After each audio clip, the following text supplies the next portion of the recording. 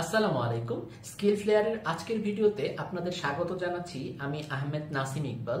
Basic Premiere Pro Bangla টিউটোরিয়ালের আজকে দ্বিতীয় পর্ব, যেখানে আমরা শিখছি কিভাবে ভিডিও এডিটিং করব।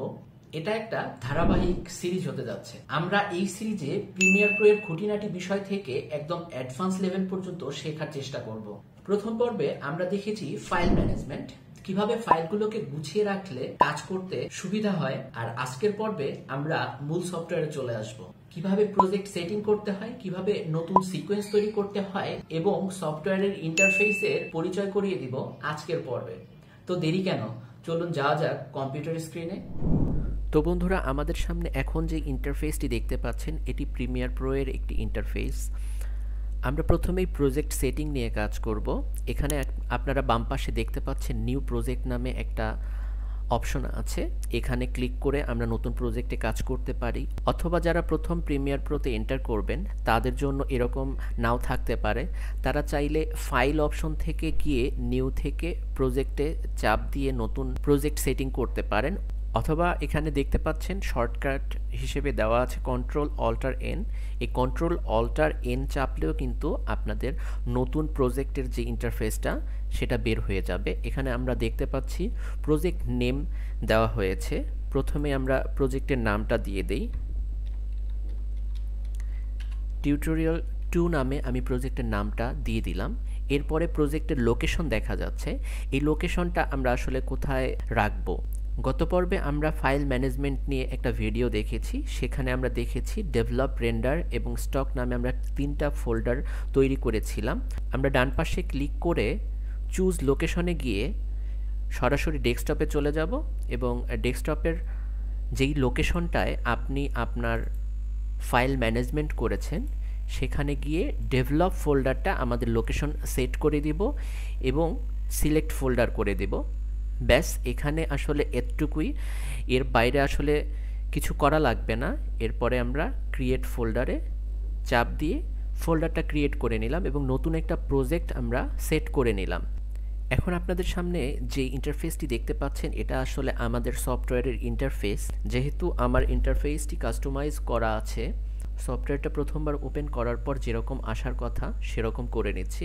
এজন্য উইন্ডোজ থেকে ওয়ার্ক স্পেসে গিয়ে রিসেট সেভড লেআউটে ক্লিক করলে আমাদের এই ইন্টারফেসটি একদম প্রথমবার ওপেন করার পর যেরকম আসার কথা সেরকমই চলে এসেছে। এখানে আপনারা 4টি অংশ দেখতে পাচ্ছেন। প্রথমেই আমরা দেখতে পাচ্ছি প্রজেক্ট প্যানেল, তারপর আছে টাইমলাইন, তারপর সোর্স মনিটর এবং প্রোগ্রাম মনিটর। আসলে এগুলোর কাজ কি? প্রজেক্ট প্যানেল যেটা, সেই প্রজেক্ট প্যানেলে আমাদের ইম্পোর্টকৃত বা আমরা যেই ফাইলগুলো নিয়ে কাজ করব সবগুলো জমা থাকবে এই প্রজেক্ট প্যানেলে। এরপরে আসবো সোর্স মনিটরে। আমাদের প্রজেক্টের কোনো ভিডিওকে স্পেসিফিকভাবে দেখতে চাইলে এবং সেটার কোনো একটা অংশ নিয়ে আসতে চাইলে এবং বিস্তরভাবে দেখতে চাইলে এই প্রজেক্ট মনিটরের মধ্যে আমরা ওপেন করে সেটাকে দেখতে পারি এবং সেখান থেকে আমাদের টাইমলাইনে নিয়ে আসতে পারি। এরপর আসতেছে টাইমলাইন। এটা আসলে আমাদের প্রিমিয়ার প্রো এর সবচেয়ে ইম্পর্টেন্ট একটা জায়গা। এই টাইমলাইনেই আমাদের সমস্ত এডিটিংয়ের কাজগুলো হবে, যেখানে আমরা ভিডিওকে কাটাছেঁড়া, সংযোজন, বিয়োজন এবং বিভিন্ন দৃশ্যের পর দৃশ্য সাজানো, এই জিনিসগুলো করে থাকব। এরপর আসতেছে প্রোগ্রাম মনিটর। এই প্রোগ্রাম মনিটরে আমরা টাইমলাইনের মধ্যে যে কাজগুলো করব সেই কাজের আউটপুটটা এই প্রোগ্রাম মনিটরের মধ্যে আমরা দেখতে পাবো। এটাই হচ্ছে প্রোগ্রাম মনিটর। এছাড়া উপরের দিকে আপনারা দেখতে পাচ্ছেন এই জায়গাটায় আমাদের মেনু বার রয়েছে। এই মেনু বারে ফাইল, এডিট, ক্লিপ, সিকোয়েন্স থেকে শুরু করে যেই মেনুগুলো আছে এই প্রত্যেকটার কাজ নিয়ে আমরা আলোচনা করব পরবর্তী ভিডিওগুলোতে। এছাড়া নিচের দিকে দেখতে পাবেন এখানে আমাদের টুল বার রয়েছে। এখানে অল্প কয়েকটা টুল রয়েছে, ফটোশপের মতো অনেকগুলো টুল নেই, কিন্তু এই অল্প কয়েকটা টুল দিয়ে প্রিমিয়ার প্রো এর কাজগুলো আমরা করে ফেলতে পারবো। এরপর আমরা চলে আসব সিকোয়েন্স সেটিং নিয়ে। সিকোয়েন্স আসলে কি জিনিস?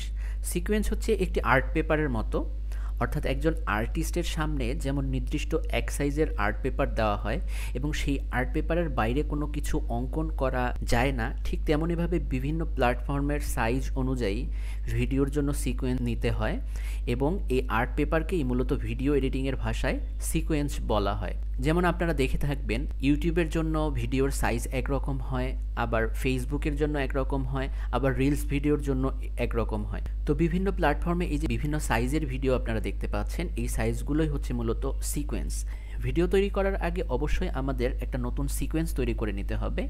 এই সিকোয়েন্স তৈরি করার জন্য আমরা প্রথমেই যেতে পারি ফাইল, নিউ, তারপর সিকোয়েন্স নামে যে অপশনটা আছে সেখান থেকে আমরা নতুন একটা সিকোয়েন্স তৈরি করতে পারি, অথবা আমরা প্রজেক্ট প্যানেলের রাইট ক্লিক করে নিউ আইটেম থেকে সিকোয়েন্স তৈরি করতে পারি, অথবা শর্টকাট হিসেবে Ctrl+N চাপ দিলেও কিন্তু আমাদের সিকোয়েন্সটা চলে আসবে। প্রথমে আমরা একটা সিকোয়েন্স সেট করে নিব। এখানে বিভিন্ন ধরনের সিকোয়েন্স আপনারা দেখতে পাচ্ছেন।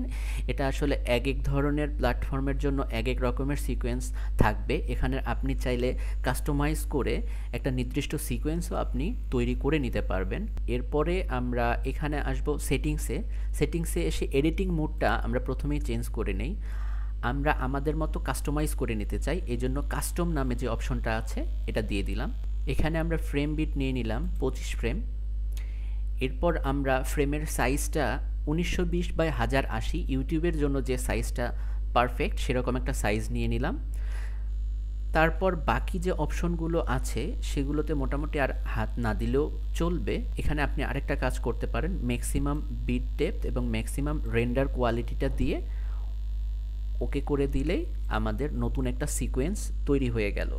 তো এই ছিল আমাদের প্রজেক্ট সেটিং, আমাদের ইন্টারফেস এবং সিকোয়েন্স সেটিং নিয়ে আজকের ক্লাস। আজ এই পর্যন্তই।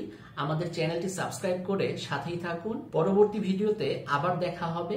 আশা করি সেই পর্যন্ত সবাই ভালো থাকবেন, সুস্থ থাকবেন। আল্লাহ হাফেজ।